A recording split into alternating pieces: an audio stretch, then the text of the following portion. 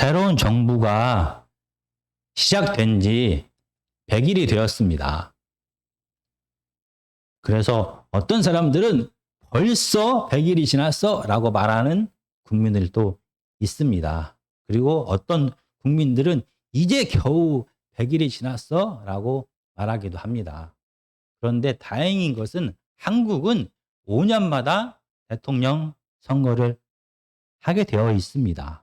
그리고 대통령의 권한이 막강하지만 국회와 사법부가 정부의 권한을 견제합니다. 그리고 많은 국민들의 여론이 또한 정부를 견제하기도 합니다.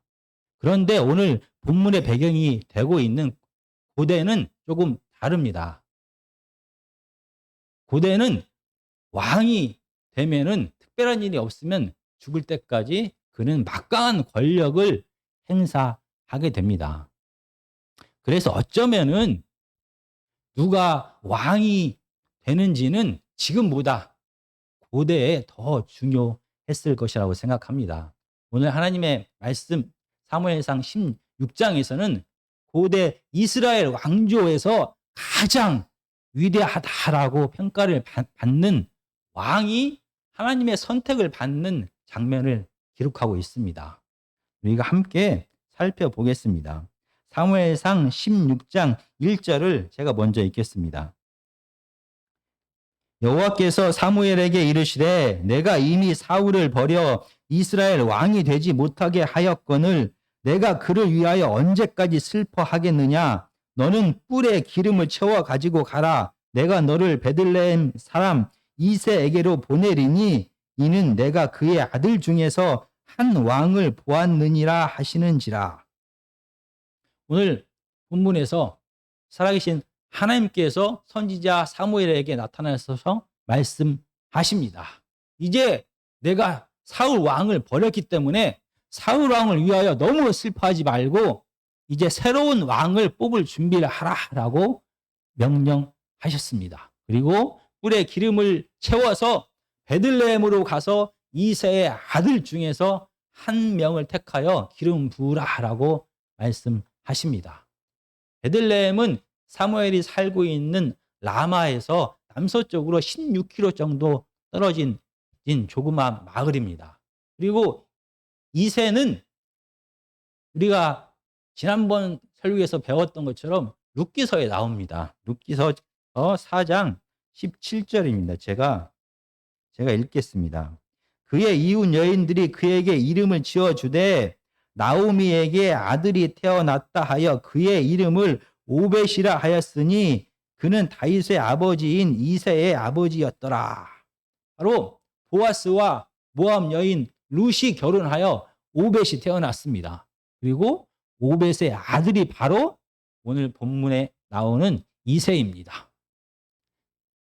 지금 사무엘은 이새의 아들 중에서 한 명을 택하여 기름 부으러 베들레헴으로 떠납니다. 그런데 저번에 사울을 왕으로 뽑았을 때에는 하나님께서 그 전날 사울을 만날 것을, 누가 왕이 될 것인지를 미리 말씀해 주셨습니다. 근데 이번에는 이새의 아들들 가운데 한 명이다 라고만 말씀하셨지 구체적으로 누구인지를 말씀해 주지 않으셨습니다. 그래서 선지자 사무엘은 베들레헴에 가서 이새와 그의 아들 전부를 초청합니다. 그리고 사무엘 앞에 이새와 7명의 아들이 다 이렇게 서 있습니다. 아마 사무엘은 이새에게 7명의 아들이 있나 보구나 라고 생각했을 것입니다. 그런데 16장 10절에서 이상한 일이 벌어졌습니다. 10절입니다. 이새가 그의 아들 7을 다 사무엘 앞으로 지나가게 하나 사무엘이 이새에게 이르되 여호와께서 이들을 택하지 아니하셨느니라 하고, 분명히 이새의 아들 가운데 이스라엘의 왕을 택하겠다라고 하나님께서 말씀하셨는데 이새의 아들 7명이 다 사무엘 앞으로 지나가는데도 하나님은 그들 중에 어느 누구도 왕으로 택하지 않으셨습니다. 사무엘은 너무나 당황스러웠습니다. 그리고 이새에게 이렇게 말합니다. 11절입니다. 또 사무엘이 이새에게 이르되 내 아들들이 다 여기 있느냐? 이새가 이르되 아직 막내가 남았는데 그는 양을 지키나이다. 사무엘이 이새에게 이르되 사람을 보내어 그를 데려오라. 그가 오기까지는 우리가 식사 자리에 앉지 아니하겠노라. 이새에게는 아들이 한 명 더 있었습니다. 그 아들은 지금 들에서 양을 치고 있다라고 말합니다. 그러자 사무엘은 막내 아들이 오기 전까지 식사를 하지 않겠다라고 말합니다. 지금 사무엘은 화목제를 이새의 아들들과 함께 제사를 드렸습니다. 화목제에 사용되었던 암 송아지를 함께 나누어 먹는 것이 바로 식사입니다. 분명히 하나님의 선지자 사무엘은 이새에게 그의 아들 전부를 모으라라고 말했습니다. 그리고 그 이유까지 설명을 했을 것입니다. 당시 모든 이스라엘 백성들은 선지자 사무엘이 선택하여서 하나님의 뜻대로 기름을 부은 자가 바로 이스라엘의 왕이다라는 것을 그들은 잘 알고 있습니다. 그래서 기름을 부으러 왔는데 아무런 얘기를 안 할 수가 없습니다. 분명히 현재 왕 사울 왕이 살아있지만 사무엘은 은밀하게 제사를 드리는 일을 진행하면서 지금 왕을 선택하는 기름 붓는 일을 함께하고 있습니다. 그래서 이새에게 바로 너의 아들들 중에 한 명을 이스라엘의 왕으로 하나님께서 택하실 거다라고 말씀하셨을 것입니다.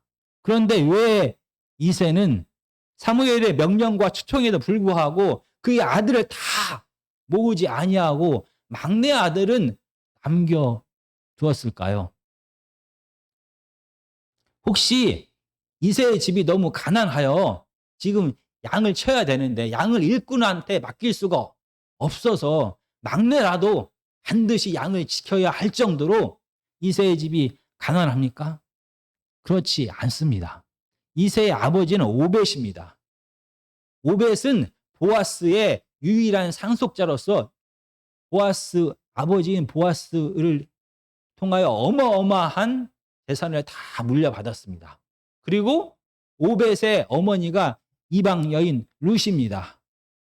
이방 여인 룻의 유일한 상속자가 역시 오벳입니다. 그래서 죽은 룻의 남편의 가족 가문의 모든 재산까지 오벳은 다 물려받았습니다. 아버지로부터 어머니로부터 그의 가문에 있는 모든 재산을 오벳이 다 물려받아서 너무나 부자였습니다.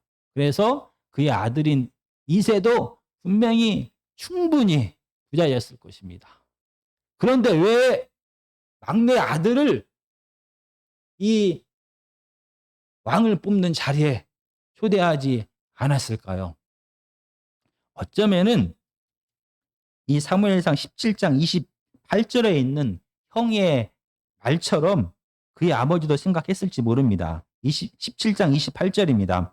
큰 형 엘리압이 다윗이 사람들에게 하는 말을 들은지라 그가 다윗에게 노를 바라여 이르되 내가 어찌하여 이리로 내려왔느냐 들에 있는 양들을 누구에게 맡겼느냐 나는 내 교만과 내 마음의 완악함을 아노니 내가 전쟁을 구경하러 왔도다.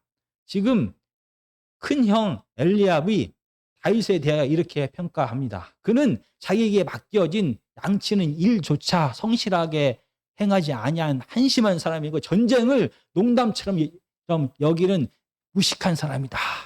교만한 사람이다라는 평가를 하게 됩니다. 그렇다라고 하면 이새 역시 아버지 이새 역시 막내 아들은 이 엘리압의 평가처럼 도저히 왕이 될 만한 자질을 가지고 있지 않은 한심하고 무능하고 교만한 사람이다 라고 라는 평가를 했기 때문에 굳이 막내 아들을 부를 필요가 없었을까요? 어쩌면은 이 큰형 엘리압처럼 아버지 이새도 다윗을 그렇게 형편없는 사람이다라고 평가했을 수도 있습니다. 그런데 일반적으로 생각하면은 형들과 다르게 아버지는 다윗에 대하여 잘 알고 있었을 것입니다. 다만 어쩌면 이새가 생각할 때 이스라엘의 왕을 하기에 다윗의 성품과 기질이 적합하지 않다라고 생각했을 했을 것입니다. 왜냐하면 이스라엘 백성들의 원하는 왕은 어떤 왕입니까? 사무엘상은 계속해서 이스라엘이 원하는 왕에 대하여 계속해서 얘기를 합니다. 8장 20절에 보면은 우리도 다른 나라들 같이 되어 우리의 왕이 우리를 다스리며 우리 앞에 나아가서 우리의 싸움을 싸워야 할 것이니라 하는지라. 이스라엘 백성들이 원했던 왕은 이렇게 전쟁에 능한 키가 크고 힘이 센 그런 왕이었습니다. 그리고 이스라엘 백성들이 원하는 것처럼 이스라엘 백성 가운데서 가장 키가 크고 힘이 센 사울이 왕이 되었습니다. 그리고 사울이 왕이 된 다음에 이스라엘은 전쟁에서 계속 승리를 하였습니다. 키가 크고 힘이 센 장군 같은 사울이 왕이 되어서 전쟁에서 승리했음에도 불구하고 여전히 이스라엘은 주위에 있는 적들로부터 많은 고난을 받아야 했습니다. 가장 강한 적 블레셋을 쳐들어오면 사울 왕이 나아가서 싸워서 물리쳤습니다. 그러나 여전히 블레셋은 여전히 살아남아서 지금까지 이스라엘 백성들을 괴롭히고 있는 것입니다. 어쩌면 이스라엘 백성들은 사울 왕보다 더 키가 크고 더 힘이 세고 더 전쟁에 능한 왕이 다음 왕이 되어서 이제는 제발 전쟁의 고통에서 벗어나고 싶었는지 모릅니다. 그래서 이스라엘 백성들이 원했던 왕은 사울 왕보다 더 키가 크고 더 싸움을 잘하고 더 전쟁에 능한 왕이 나오기를 바랬을 것입니다.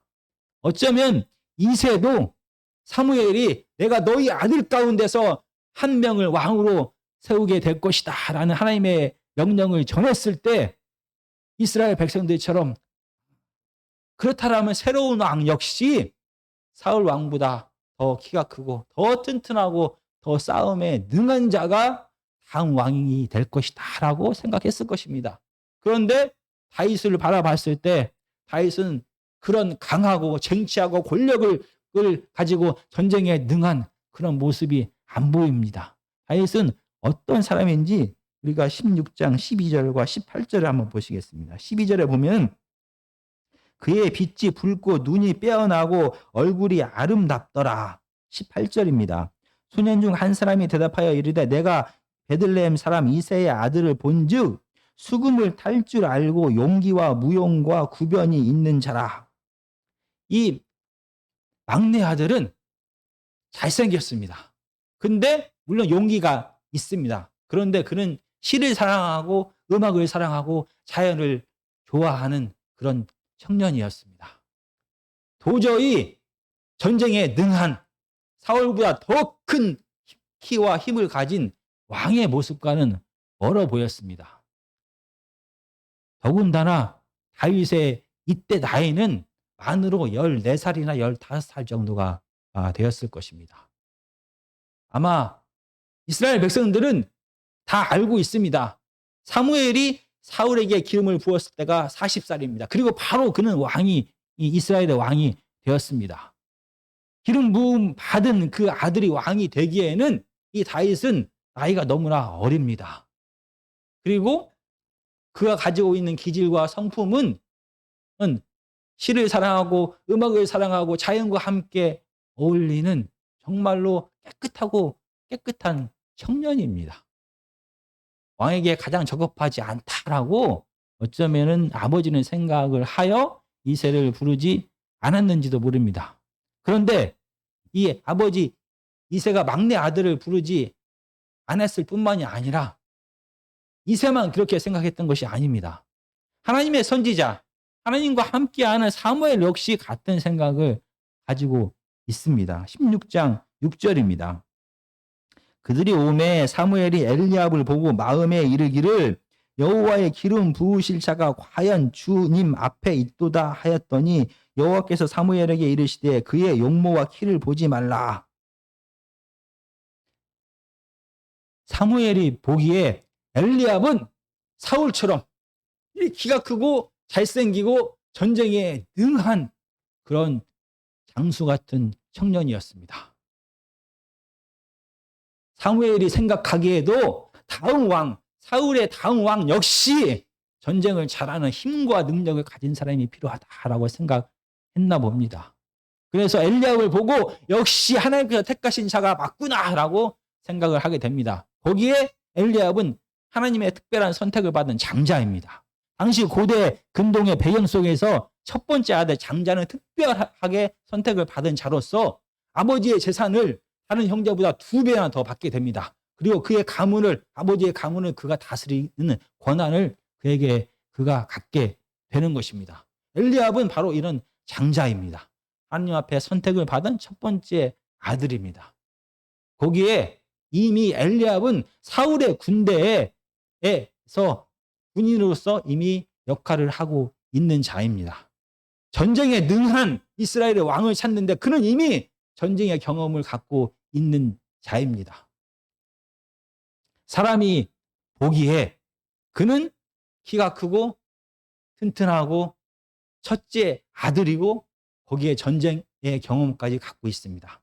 사람들의 눈에 보기에 만약 이세의 아들 가운데 누군가가 왕이 되어야 한다면 당연히 첫째 아들, 전쟁에 능하고 이미 군인인 이 아들이 선택받는 게 당연합니다.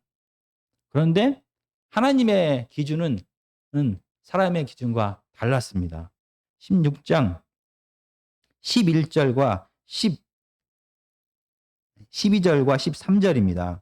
이에 사람을 보내어 그를 데려오매 그의 빛이 붉고 눈이 빼어나고 얼굴이 아름답더라. 여호와께서 이르시되 이가 그니 일어나 기름을 부으라 하시는지라. 사무엘이 기름 뿔병을 가져다가 그의 형제 중에서 그에게 부었더니 이날 이후로 다윗이 여호와의 영에게 크게 감동되니라. 바로 하나님의 선택한 사람 이새의 아들 가운데 막내 아들이 바로 다윗입니다. 그는 사람의 기준으로 보기에는 아직 어립니다. 왕이 되기에는 부족합니다. 그는 사람의 기준에 보기에는 하나님께 선택받는 첫째 아들도 아니라 막내 아들입니다. 그리고 그는 전쟁을 한 번도 경험해보지 못한, 전쟁에 참여해보지 못한 양을 기르는 목자일 뿐입니다.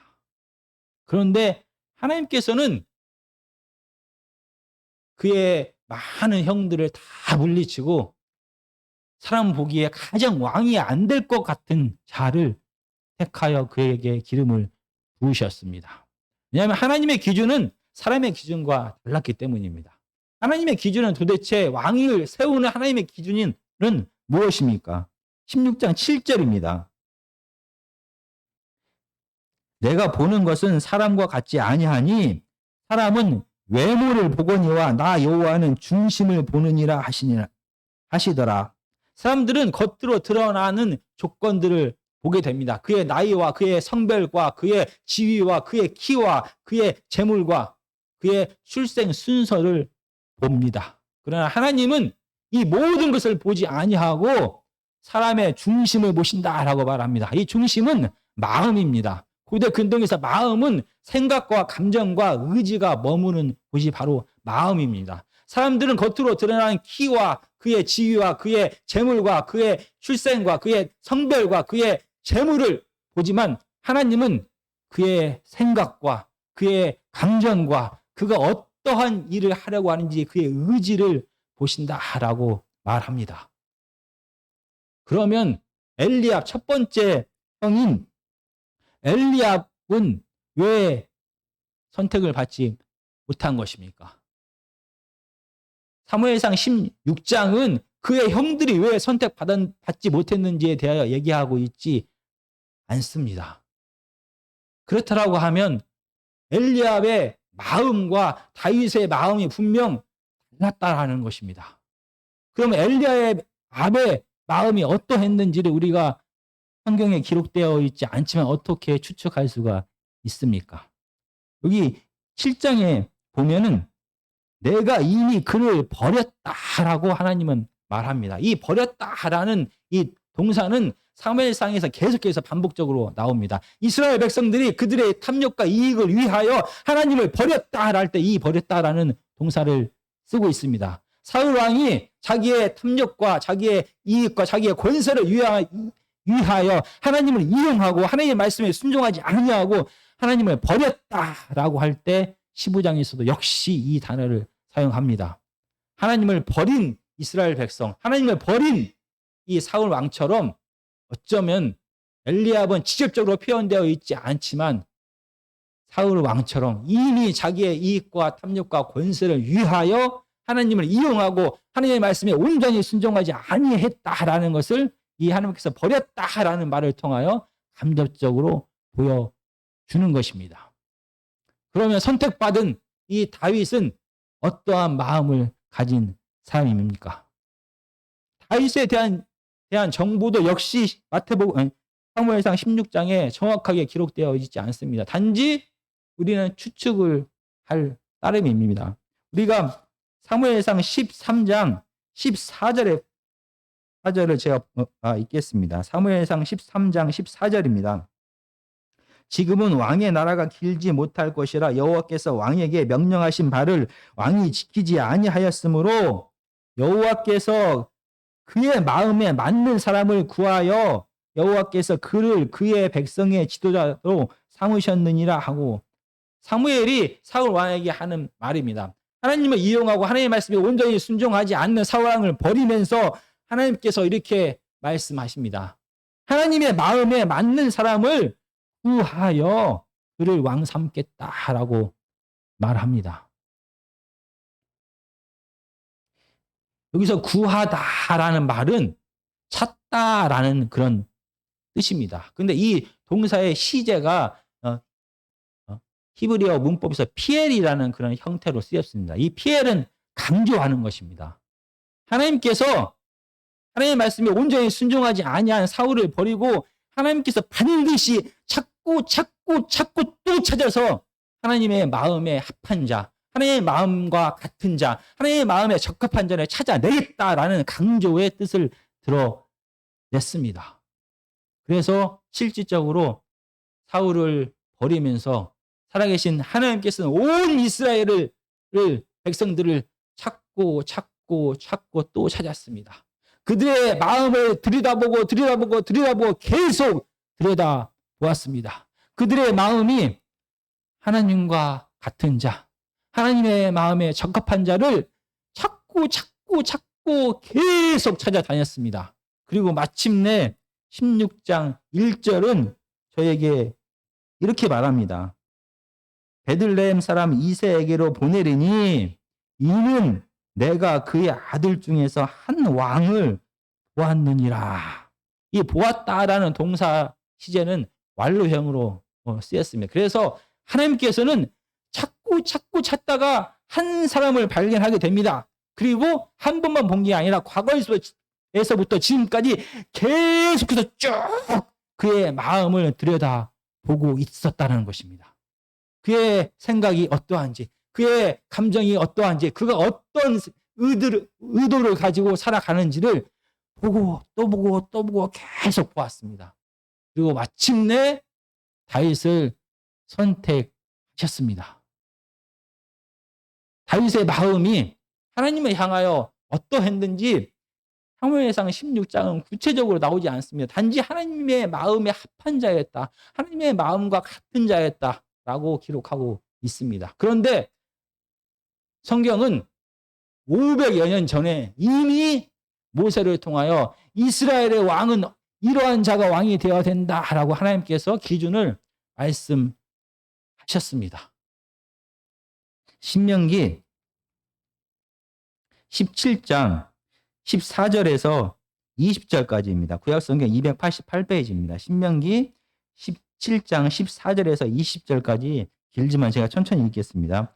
내가 내 하나님 여호와께서 내게 주시는 땅에 이르러 그 땅을 차지하고 거주할 때에 만일 우리도 우리 주위의 모든 민족들 같이 우리 위에 왕을 세워야겠다는 생각이 나거든 반드시 내 하나님 여호와께서 택하신 자를 내 위에 왕으로 세울 것이며 내 위에 왕을 세우려면 내 형제 중에서 한 사람을 할 것이요 내 형제 아닌 타국인을 내 위에 세우지 말 것이며, 그리고 16절부터 조건이 나옵니다.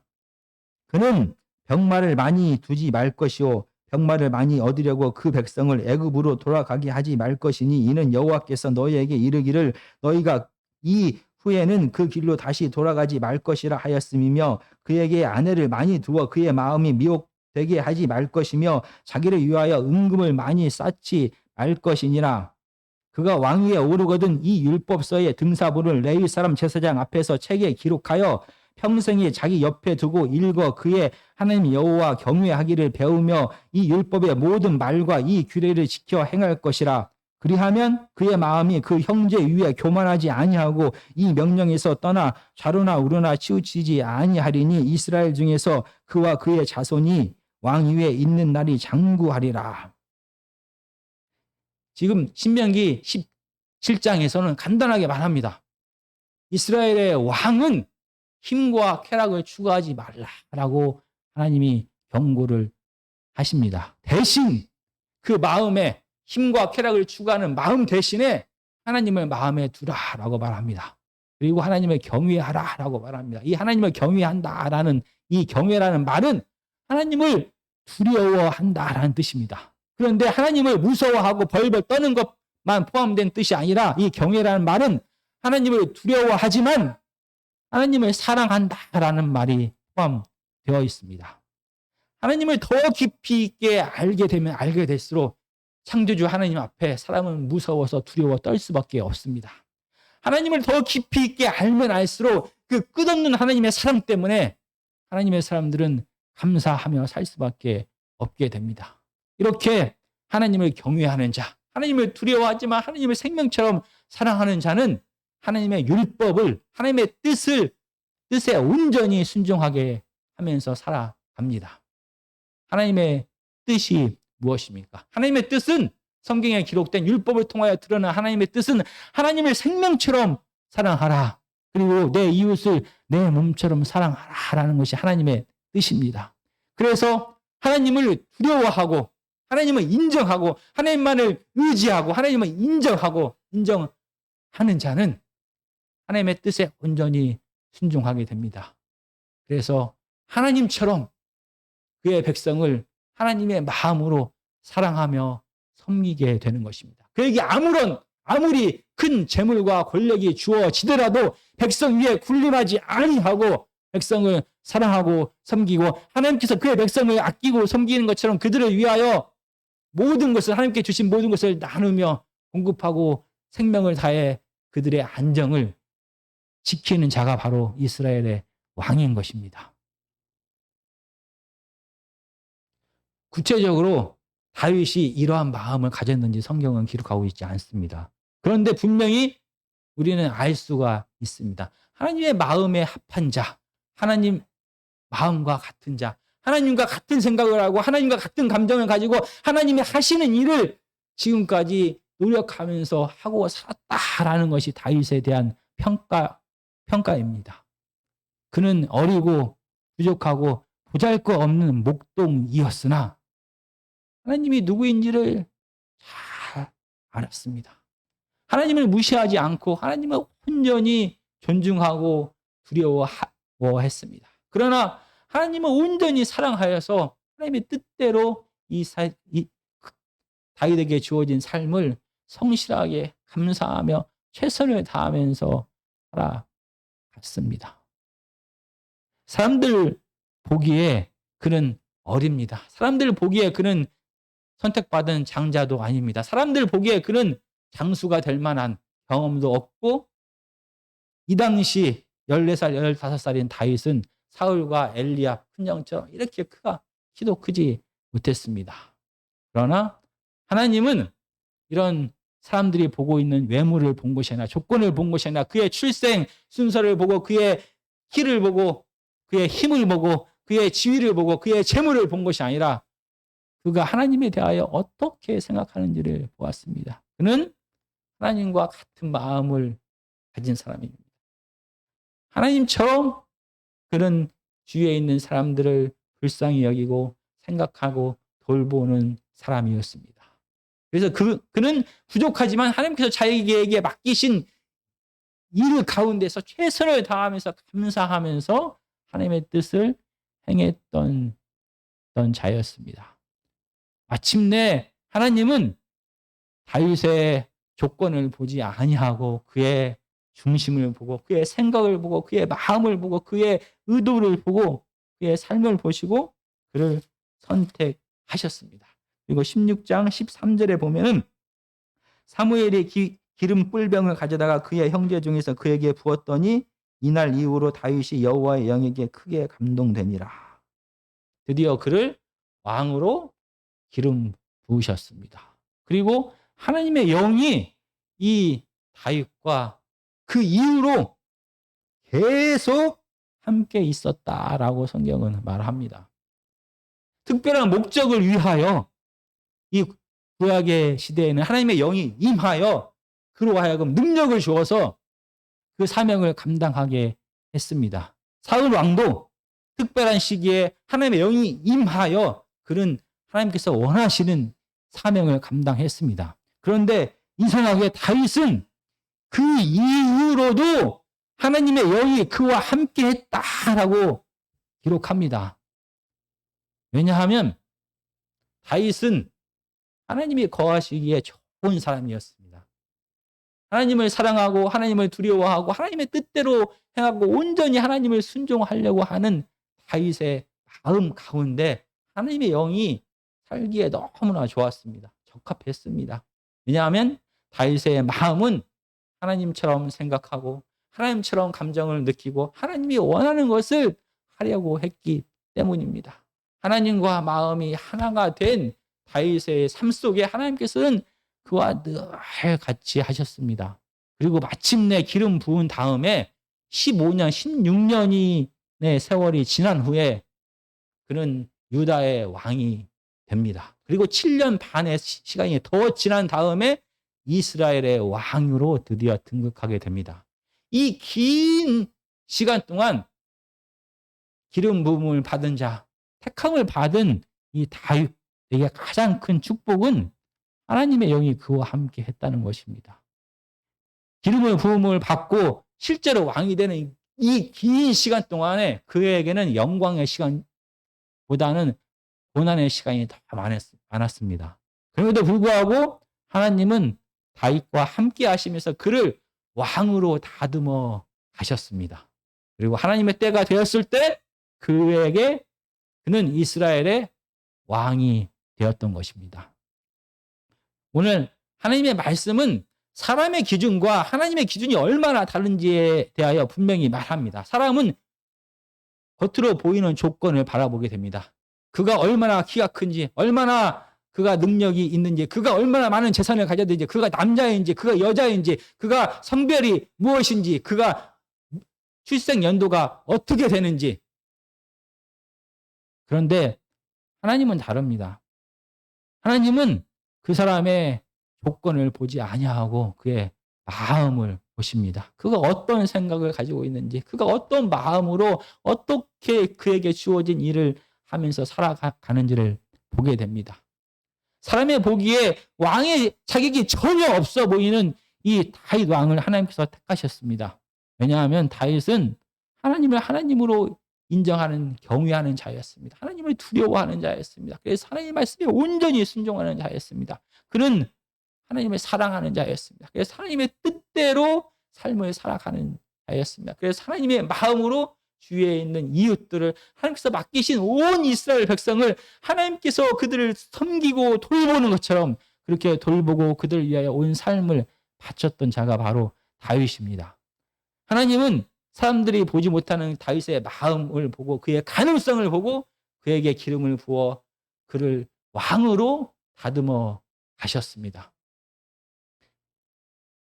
정말 이 다윗 시대뿐만이 아니라 지금도 많은 사람들은 우리의 눈으로 다른 사람들을 평가합니다. 그가 얼마나 많은 지식을 가지고 있는지, 얼마나 많은 재물을 갖고 있는지, 그가 얼마나 잘생겼는지, 그가 얼마나 건강한지, 그가 얼마나 부유한지 조건들을 보고 사람들을 판단합니다. 그러나 하나님은 분명히 다르십니다. 하나님은 그의 외모를 보지 않습니다. 그가 나이가 많은지 적은지, 건강한지 아픈지, 가난한지 부유한지, 남자인지 여자인지, 많이 배운 자인지, 유명한 자인지 무명한 자인지 하나님은 관심이 없습니다. 하나님의 관심은 오직 그의 마음에 있는 것입니다. 하나님을 온전히 사랑하고 두려워하는 자, 하나님을 경외하는 자인지가 하나님의 관심입니다. 하나님과 같은 마음을 가졌는지가 하나님의 관심입니다. 그래서 하나님과 같은 마음을 가진 자, 하나님처럼 생각하고 하나님처럼 말하고 하나님의 생각대로 행하는 자를 지금도 하나님은 참고 계십니다. 그런 자들을 선택하셔서 그에게 하나님의 영을 부어 주시고 하나님의 사람으로 다듬어 가시고 마침내 하나님께서 그를 사용하여 하나님의 뜻을 성취하실 것입니다. 이 긴 세월 동안에 기름 부음 받은 자, 선택받은 자의 가장 큰 축복은 성령님이 우리와 함께 하시다는 것입니다. 우리를 택하여 우리와 함께 하십니다. 고난의 시간도 영광의 시간도 늘 함께 하시면서 우리를 하나님의 뜻 가운데 인도하고 계십니다. 정말 사람들 보기에 나는 너무나 약합니다. 사람들 보기에 나는 너무나 나이가 많습니다. 사람들 보기에 나는 너무나 배운 것이 없습니다. 사람들 보기에 나는 너무나 부족합니다. 그러나 하나님이 보시는 눈은 분명히 다릅니다. 하나님은 우리의 중심을 보시고 마음을 보시고 생각을 보시고 우리의 의지를 보시고 우리가 어떻게 현재 살고 있는지를 분명히 보고 계십니다.